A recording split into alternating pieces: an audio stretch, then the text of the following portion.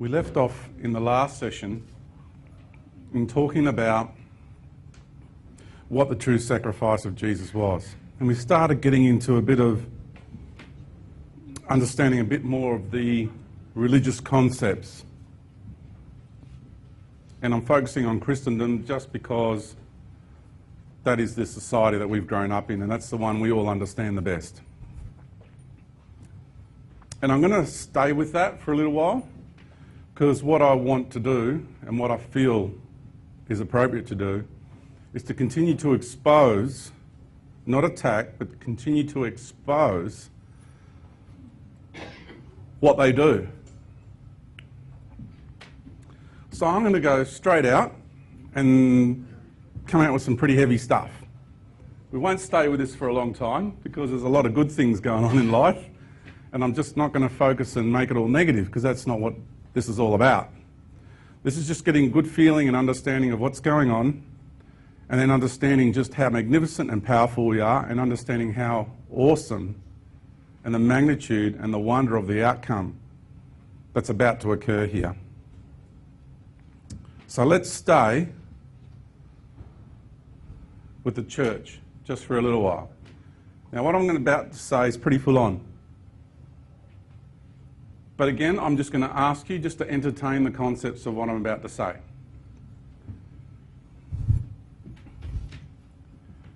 Because once again, I'll say, I'm into Christianity, not churchianity. There's a big difference between the two.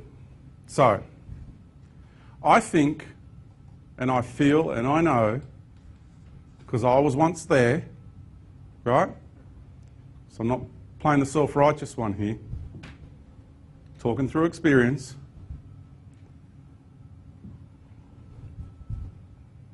That the modern day priesthood that we have on the planet today is no different to the ancient priesthood. The ancient priesthood that crucified Jesus. No different. It's just found a way to evolve in its methods, and it's come up with more sophisticated methods. And here's a shining example of that. Do you think for a moment, just for a moment, that Jesus was into rituals of any kind?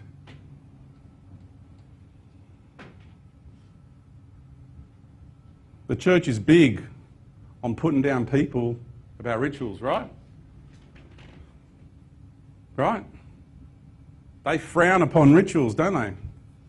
Big time.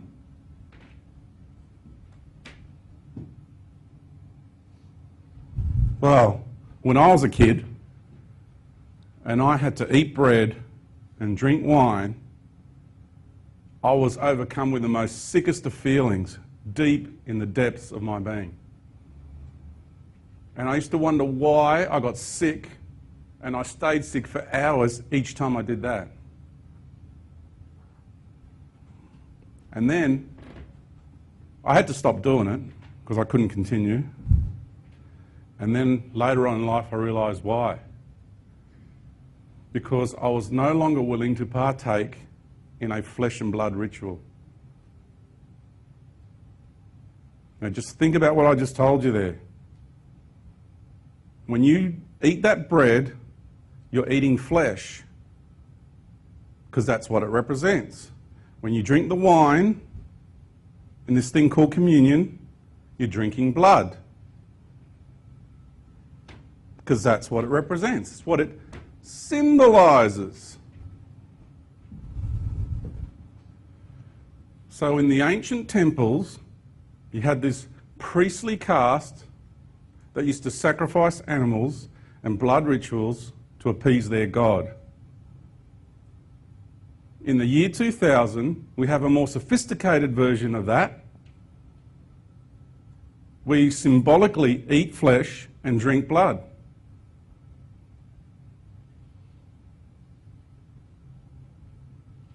I don't care how anybody tries to dolly that up, fluff that up, pretty it up, justify it in any way, shape or form, at the end of it all, it's a flesh and blood ritual. So as far as I'm concerned, that is not the work of the Christ. Because I know we already have the Christ inside of us. So why would we have to take something from outside of us and put it inside of us to make us merge with the Christ when we already have it within us?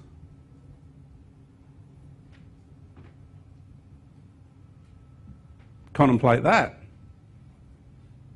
So, if you've got millions of people worshipping every week, doing flesh and blood rituals, getting down on their knees, the question to ask now is, who's running the church?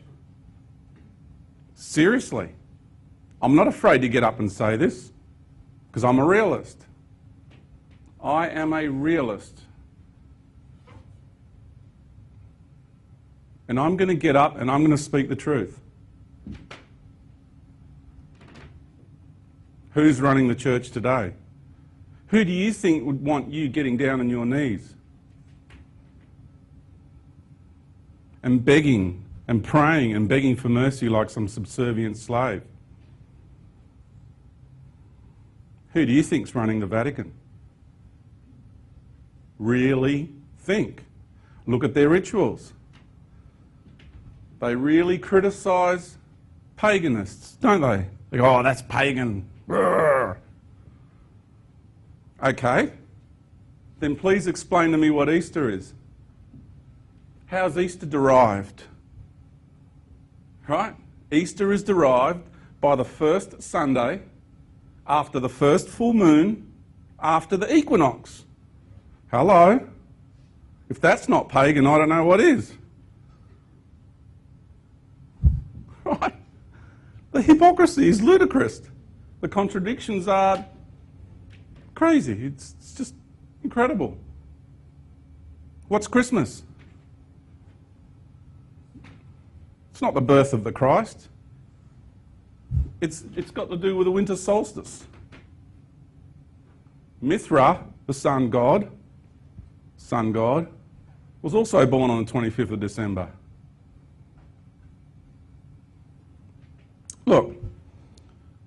Look at this from an objective point of view. Look at it from a realistic point of view. Just look at it, contemplate it, process it, you make your own mind up. Because as far as I'm concerned, there's nothing godly in nature, in the true sense of the word God, happening that's got anything to do with the Vatican or the Church. As far as I'm concerned, that whole institution is run by the devil. That whole institution is run by an energy that only seeks to suppress human spirit, that only seeks to demise and diminish the sovereignty of one's essence, of one's spirit and one's existence. It only wants to feed off the energy of a being's essence. That is reality. That is reality. Now, there'll be a whole lot of people in this world who'll defend that to the nth degree. They'll say that I'm a Satan worshipper. What does the word Satan mean? Again, let's get real. Tell me what the word Satan means. Give me the original meaning of that word. In Aramaic, it means adversary. So if you've got an entity wanting to play God, and you've got someone like Jesus that comes along and makes a stand against the priestly caste, what are they going to call him? Satan. Have a really good think about what I just told you. Now, I'm not talking about Satan worshippers. That's something different, because that word has now been used to label something else. Right? And people who do these dastardly rituals that are very unpleasant indeed. And I've got nothing to do with that. That's not where I'm coming from. I'm getting you to understand the greater concepts. the original meanings of what these words mean, and what's going on in our world today, and what's about to happen, what's about to transpire. Because I'm telling you, if the real Christ turns up, what are they going to say to him? What do you think the Vatican is going to call him? They're going to call him the Antichrist. They're going to call him Satan. They're going to call him Lucifer. Because they want to defend and propagate their idea and their version of what Christ is. Because the personality of the Christ that's being propagated and presented to humanity is not the original guy. They take elements of truth of the original guy and they propagate a version of it. And they sell it for centuries and even millennia. We've been marinating, our DNA has been marinating in this dogma for centuries and even millennia. And when you've got to break free from that hold, because I don't know if you understood what I just said there, marinating in it for centuries and millennia. You know what that means? You've incarnated, all of you, into a bloodline. Because people just think today, remember, you've got to take the whole journey into consideration. You've incarnated into a bloodline. Each one of your bloodlines, somewhere down the track, experienced the dark ages. You've got to understand how many codes are in your genes, how much oppression, how much pain, how much suffering through the dark and middle ages is in your genes, that history. So when someone like me gets up and speaks like this, some of you are overcoming that and you will feel joyous and go, yay, finally, someone's speaking up. This is how I feel. This is what I know to be true. And others, there's going to be a lot of discomfort because we're deprogramming that program. I know because I've gone through this myself. My ancestors, my bloodline, back through my father's bloodline, are the founding fathers of the church. That makes sense, doesn't it? Makes you wonder why I'm up here doing this, right? You imagine what I feel inside this body, inside this bloodline. When, you know, in the Da Vinci movie, right, or in the Da Vinci Code, when that lady's slapping Silas, right? Because my name is Kavassilas, right? And it goes right back to Saint Silas, who was born in the province of Kavala 2,000 years ago with Paul the Apostle. You people have to realise just how much I am this knowledge that I speak. Okay? I'm not making this up. This isn't coming from some fairy theory or I read it in a book somewhere. I live this stuff. I've had to take on this bloodline inside of me. All those energetic patterns inside of me. And for those who understand this, all those entities connected to this bloodline. I had to battle them too. You have no the concept of what I've had to go through in this life, right? And I'm not playing the victim here because there's people that suffered a lot worse than I have, right? But please understand, when she was slapping him in that face and she was saying, "Did you kill my grandfather?" He's just looking at her with so much hatred. And he goes, "Oh, every breath you take is a sin." Because that's what it was like back then. They suppressed the female so hard. Their hatred for the woman and the feminine, for her not to have a voice. They worked so hard to make that happen. I know what I'm talking about. I know where I'm coming from. So I'll leave that subject matter there because I think we've discussed it far enough. And I think the message has gone out to those that needed to hear it through our cameras here, because this is going to be seen far and wide. And like the people who are watching this on their screens, you know what I'm talking about. You know. You know exactly what I'm talking about. They know. They just won't admit it. They just keep it all hidden.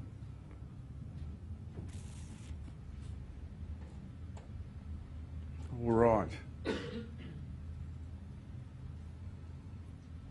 We'll start diverting away from the religious stuff and we get on to Well, let me just go here first. All right, what do we got here?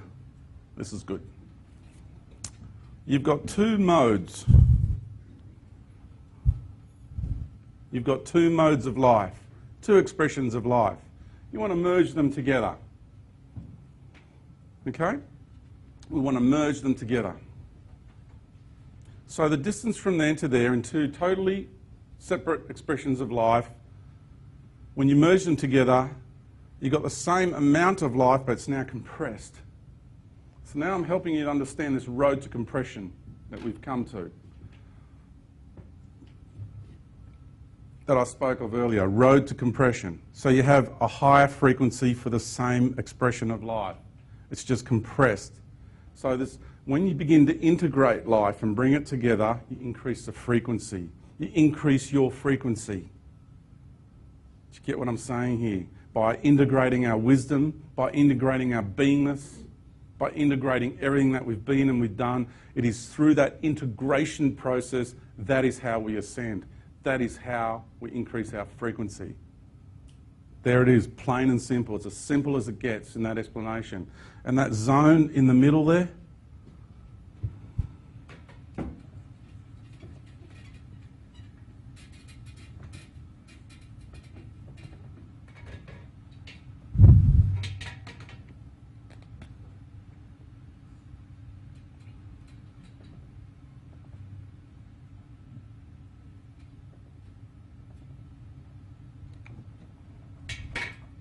this zone in the middle there,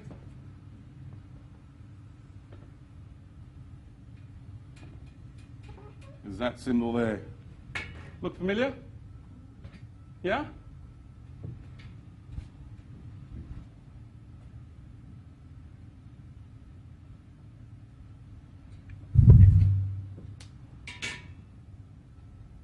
Pretty familiar, huh?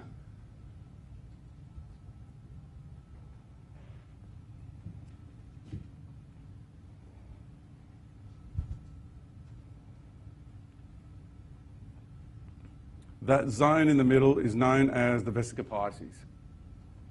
It is the point of integration. It is the place where everything is in harmony and balance. Now tell me, is that a male thing or is that a female thing? Well, it's pretty obvious what it is, right? The fish of Christianity is not a male thing. It's not a male thing.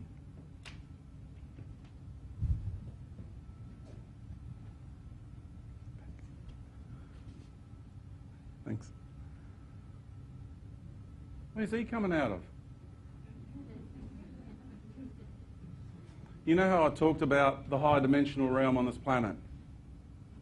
Right?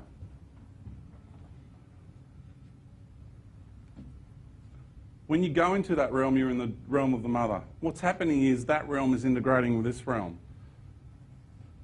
And so in this ascension process, we're going to start to see openings occur in our reality here.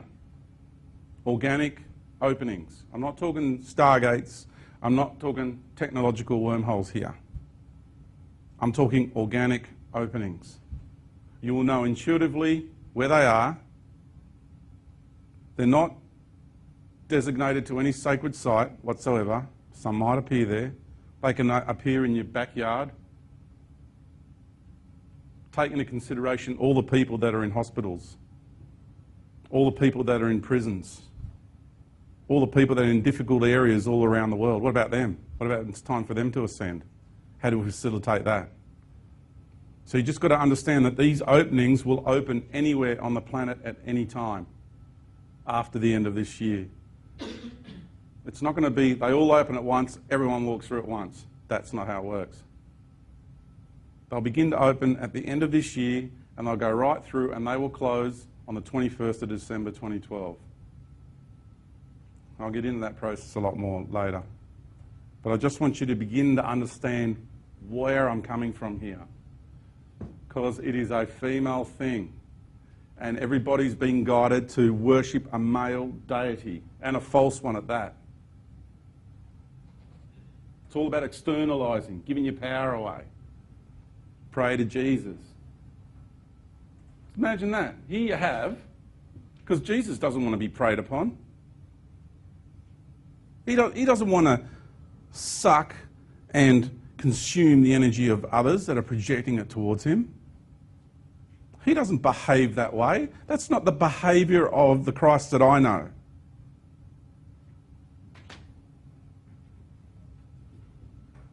He's not into adulation. Oh, come, let us adore him. He's not into that. Neither's Buddha. Like, I'm using Christ as an example here today, but I'm talking about the same consciousness, no matter what culture you come from. Buddha's not into worship. Krishna's not into worship, not the real one. There we have it again. I just want you to understand that that picture's throughout. It's everywhere. It's all over the planet. You just got to know where to look. You'll find it. There's these sorts of pictures in many places. It's about understanding the organic openings to the higher realms. That is the sacred geometrical representation of how it occurs. Okay? You can't manufacture that from sacred geometry. Again, it's a language that represents, right? We're using sacred geometry to represent this process, this phenomenon. So, what I want to discuss now is this thing called ascension. Because these openings are going to occur all over the planet. And you're just going to know intuitively. No one can tell you what to do. You'll just know. And we'll walk through at different times. It's quite a bold prediction that I'm making here, I know. You know? Who do you think you are? Some kind of messiah, some kind of prophet. You get all that garbage thrown at you. Because people feel threatened by what you have to say. What are you going to do, George, when it comes to 2013 and nothing's happened? How are you going to feel then? Going to look pretty stupid, aren't you?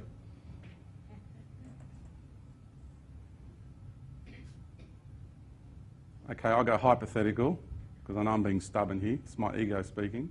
I'm going to go hypothetical, and I'm going to go, if that scenario occurs, that we're all still standing here paying our bills after 2013, then at least I had the guts, to use an Aussie term, I had that intestinal fortitude, to be more proper about it, to get up and express what I know to be right and true. And if that's the worst, if I've got a cop egg on my face and tomatoes thrown at me or whatever, then so be it. But at least I had the courage to do that without not worrying what anyone else thinks of me. Because what any of you think of me is none of my business. They're your thoughts. Because that's what reputation is, right? What is reputation? It's an illusion. All it's based on is what other people think of you. Just be. Just be you. Doesn't matter what that is, just be you. Right, so ascension process, Mother Earth. Here's my understanding of the ascension process and how it's going to play out. These doorways start to open at the end of this year. Interesting how it ties in exactly with the Mayan calendar. Also, because on the 28th of October, we end this cycle we just began on the 9th of March, which is really started off with a bang, hasn't it? Like, okay, what I'm saying sounds crazy, I know. It does. I totally agree with you that what I'm sharing with you and I'm about to share with you sounds crazy. It sounds deluded and it sounds insane, right? I'm the first to admit that. It's taken me years to assimilate this, to come to peace with this in my own self and get to the point where I can actually talk about it, because this is how crazy it is. So here we have a planetary body that's about to ascend and become a being of light. So you've got a planet turning into a star. That's what I call her. A planetary body that's about to become a star. In case you didn't know, this happens throughout the universe on a regular basis. Just in case you weren't aware of that. Nothing new. From a universal perspective, might be a bit of an issue from here, down on Earth, with your limited awareness, right down, with your awareness shrunken down to the size of a pea. Am I being derogatory? Bloody oath I am. Right? Let's get real here. Our awareness is tiny, a teeny weeny little thing right now compared to the awareness of other life in the universe.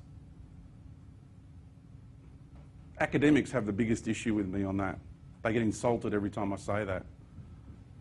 I was in the bush and we ran into a professor in this place. We were just trouncing through the Flinders Ranges. And I said to him, the Australian Aborigines are probably the most advanced culture on the planet. He freaked out. How dare you insult me? I'm a professor, I went to university and I studied, He went off, he lost it in that moment. I thought, wow, is that a programming defending itself or what? Did his ego and intelligence just get insulted? Absolutely. He's gone through all his life studying everything. He knew so much intellectually. Intellectual body of knowledge was incredible, what he knew about what he studied. But how is it he just had no idea about life when I started sharing life concepts? I'm an ordinary guy. I haven't studied. I did a little bit of electronics engineering, didn't even finish the course. How do I get all this? Isn't it wonderful to know that an ordinary person can achieve this? Leave out the part about Mother Earth ascending, but how about universal structure? How about the understanding of religion? How about everything I'm sharing with you here today? It's natural, it's organic to be connected to the universe, to have knowledge, to have access to knowledge is a naturally occurring organic thing. See? I'm reclaiming my sovereignty. I'm a sovereign being of life itself. I'm now going through the process of no longer being controlled, no longer being owned, and no longer being used as a resource. Those days are gone. And you go, but you're still paying your bills, so you're still a resource. I'm going through the process of it. So close now, you wait and see, not long to go. So Mother Earth is going to become a being of light, and her light that she will emanate, to me, this is just my interpretation, other people might have another interpretation, is a soft magenta colour. And when I saw that picture, I just went, yeah, that nailed it for me. That's awesome. Just a soft magenta colour. That, to me, is my understanding. Not this violet flame business, please. That's a whole different ballgame. Right? Just a nice, soft magenta colour. And the sun is going through a transitional period, and its light will soften as well. It won't be harsh. Still be the same colour, it just won't be as aggressive. We're experiencing it on a very aggressive scale because it's right at the end of the process, and all this energy coming through the centre of the galaxy, through the core of the sun to the Earth. It's very intense right now. I mean, come on. When I was a kid, and I'm 44, when I was a kid, I used to spend all day at the beach. I could spend, because I grew up around water, a lot around water, and I used to go to the beach 3-4 days in a row on school holidays in the summer. And they were 34, 35 degree days. No suntan lotion, all day, each day, day after day in the sun. And it wasn't until the 4th and 5th day that I started to get a little bit of sunburn. Just a little bit. I can't go out on a 20 degree day now, 20 degrees, and be out there with a shirt off for more than 2 hours without getting burnt. Now, if you want to tell me things haven't changed quickly, you better think again. Because all you've got to do is remember back to your childhoods and start remembering what life was like when we were kids. Because you get programmed to forget yesterday, right? Now ask those people in Japan how quickly life can change. Hey? I'm telling you, life is going to change on this planet dramatically, and I haven't even got to the real big stuff yet, like the whole of the Earth's crust disappearing. Oh, George, you're a doomsayer. No, I'm not. No, I'm not. Just like a snake shedding its skin to be reborn, so does Mother Earth need to go through that process, but on a planetary level. I'll explain why. Let me explain this to you. A lot of people have this idea of what ascension is and what it's like to be in an ascended state. And like I said, I've experienced all the 4D realms, not every single one in this lifetime, but a lot of them. I've interacted with a lot of ET races. I've been into holographic realities, 4D ones inside this planet and on other planetary systems, including Mars. They've got some there. And I've been to the fifth dimension and I took that journey up through the universe. So I've got a good understanding of what's going on. Now, when she becomes a being of light, she needs to transmute and let go and get beyond the lower vibratory paradigms of her body, of her beingness. Just like any individual, if they're going to go through this ascension process, we need to transmute our lower vibratory aspects of self. So if you look around our natural environment and you think, that's really beautiful, and it is, there's great beauty to our natural kingdom. And you look at a sunset and you think, gee, Father, Son and Mother Earth are doing beautiful art today. They do, they make beautiful art. Sometimes we see pictures almost like that. And you look really closely at nature, look beneath the beauty, and you will see that everything kills everything in order to survive. It's completely barbaric. And so you've got this new age concept that we're all just going to be loving one another on an earthly level as humanity. We're going to start loving nature again, and everything's going to be blissful and everything's going to be lovely. So how can you have, this is a contradiction, it's a paradox. How can you have a group of enlightened beings walking around with a natural environment that's completely barbaric? Death and destruction every moment of every day. Because when a zebra is being mauled by a pack of lions while it's still alive, do you think those lions are beautiful in that moment? Do you think the zebra thinks that? Or when I was looking at that bird, which was the awakening part, this is when I really understood this. Here's me looking at this bird going, what a beautiful bird in the tree. I was just so connected with that bird, just admiring it so much. And then it turned around and whacked this worm up against the branch, started hacking it to pieces, and it shocked me in that moment. Because I was in such a loving, positive space. And then I got hit with barbaric negativity in an instant. You know, talk about duality right there. And I thought, crikey, that worm right now does not think that bird is beautiful. I do, but that worm doesn't. And right now, I'm not feeling too good about the bird either. So you can't have a natural environment of death and destruction and have all these beings that are all love and light. It's not possible. It's not a cohesive reality, realm, paradigm. Can't have it. So you've got to come to the terms, you've got to come to realise that the natural environment needs to change. It's changing, it's evolving. Ask people who are really connected to nature, like I did with that gentleman on the Central Coast, Jake. He said it. He said, everything's changing, I can feel it. This natural environment, she's changing. Can feel the shift. So, what does it mean? What does it mean on a practical level? What does it mean for us who love our careers, love our jobs, just got that promotion, feeling good about ourselves, eh?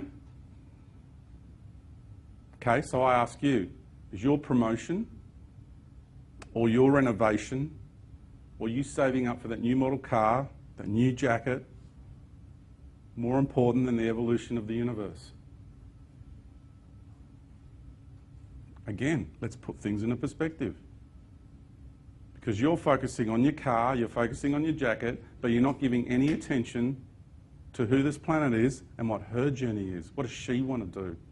Because don't take my word for this process that's coming in the next couple of years. Why don't you ask Mother Earth herself if she's going to become a being of light? And what I'm sharing with you, ask her if that's true. Ask her. Don't take my word for it. You go through your own path, your own avenue. See, I'm not going to sit here and go, you have to meditate this way, you have to connect that way, and only through that way you'll connect to Mother Earth. Oh, but give me $1,000 in the process. And then once you go through that, then you connect with Mother Earth, then you get that knowledge. No. Go off, do whatever you like, do it your own way, connect with Mother Earth and ask her. Because I'm not locking you into anything exclusive here. I'm just getting you to realise you're incarnated on a planet, and through people like me who have connected with her, we're getting up and we're saying, hey guys, you just seem to have forgotten a really big piece of life here. And because she still can't talk to you directly and you're not talking to her directly, it's kind of left to people like me to go, hey guys, big changes are coming. Big Mama wants to change. She's going to shift. She's got her own journey happening. You want to be a part of it? No, okay, you've got to get off. Because the Earth's crust is going to collapse in towards centre. She's turning inside out.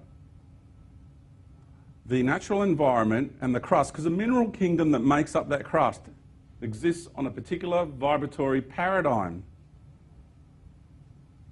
A particular vibratory paradigm. Did you hear what I said? I'm not talking just you in the room, remember that, okay? So that kind of mineral kingdom, because remember there's mineral kingdoms on all sorts of dimensional paradigms in the universe, has served its purpose for the epoch and the era we have been in. We are finishing an incredible era, an incredible epoch. And you are being treated like mushrooms.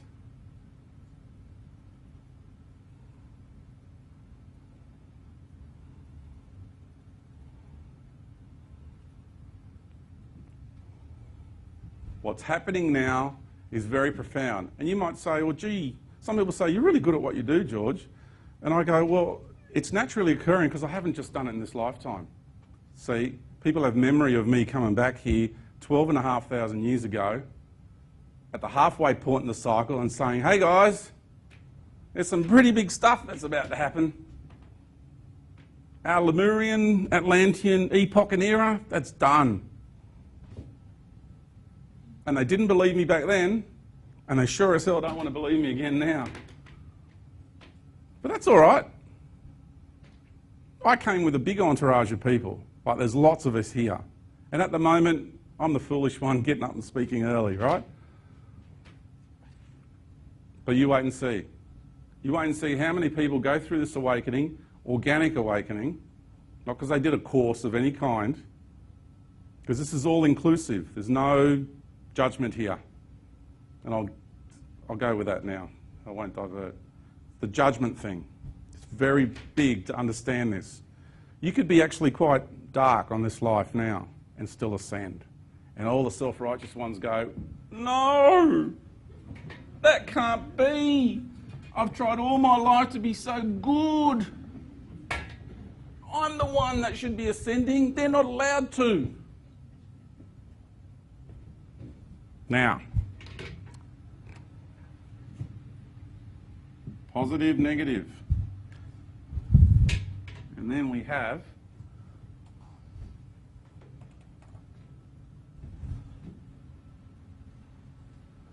the journey of the universe.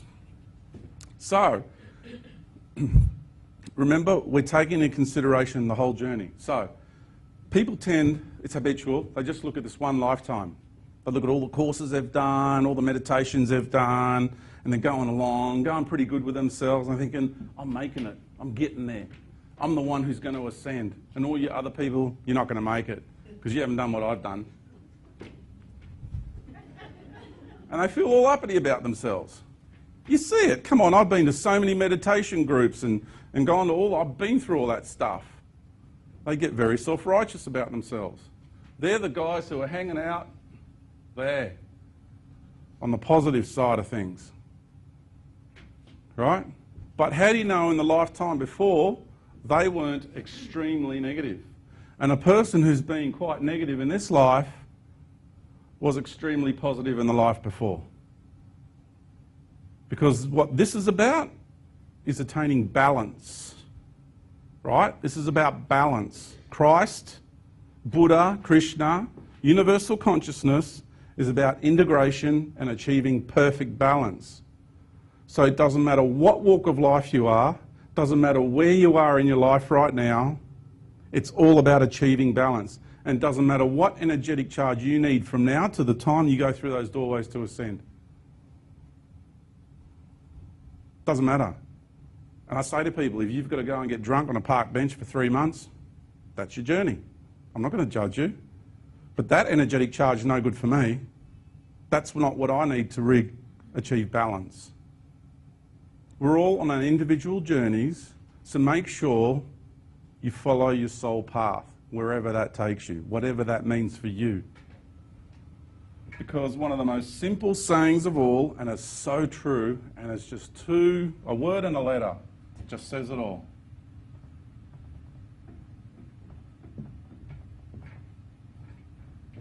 That is one of the most magnificent sayings ever. Just be.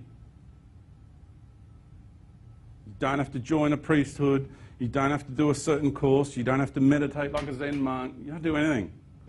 If you want to, if that's your journey and that's what you need to achieve balance, do it. That's great. But don't think because you're doing that other people aren't doing that they're not going to make it. Because like I say, Mary Lou, who's a single mum with 3 kids, busting her chops, working 2 part-time jobs, raising her kids, hasn't got time for that stuff. But she's going to ascend. A guy in a mafia, guy in prison, he's going to ascend.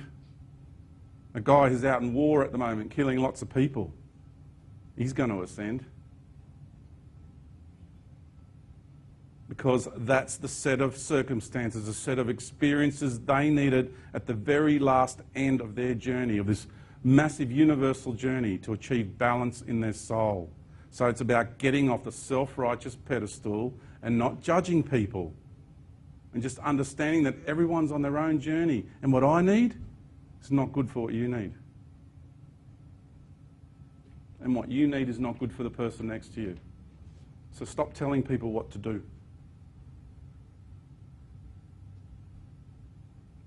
I know I just did that.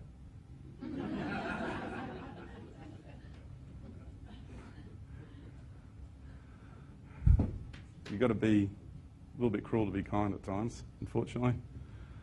That's the way it goes in this reality we're in. Okay, so have a think about that. Now, here's a nice one. I'll just go back to this one.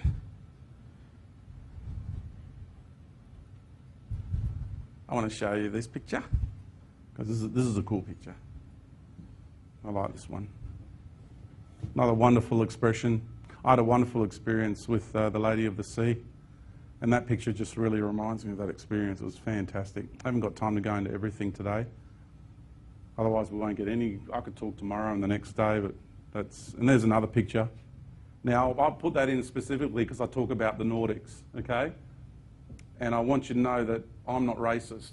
I mean, my wife's considered a Nordic, blonde-haired, blue-eyed. So I just want you to know that when I criticise and warn everybody about these particular group of Nordics, I'm not talking about all Nordics.